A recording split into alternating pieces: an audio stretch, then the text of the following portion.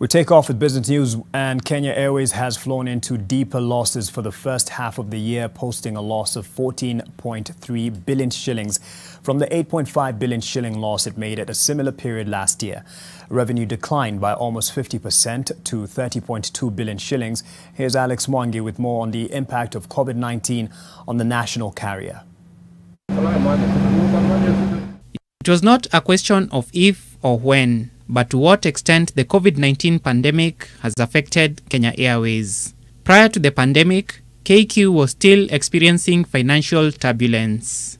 The national carrier has posted a 14.3 billion shilling loss for the first half of the year, compared to an 8.5 billion shilling loss at a similar period last year. KQ's revenue declined by almost 50% to 30.2 billion shillings.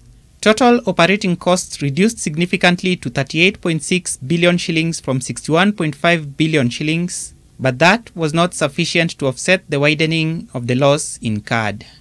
During the 6-month period, passenger numbers plunged by 55.5% to 1.1 million from the 2.4 million attained last year. This is on account of the time that the airline had shut its flight operations, given the local and global travel restrictions that had been imposed due to the novel coronavirus. The company also saw total assets during the period decrease by 8% to 180 billion shillings from 195.7 billion shillings. In view of the failure by Kenya Airways to attain a cruising altitude of financial security, talk of nationalizing the airline has gained prominence. The process to make that a reality has run into severe headwinds. A number of stakeholders in the aviation industry view the attempts to alter the structure and management of Kenya Airways with skepticism. The latest is the Kenya Association of Air Operators, which has written to Parliament seeking to have greater say in the proposed merger between Kenya Airways and the Kenya Airports Authority.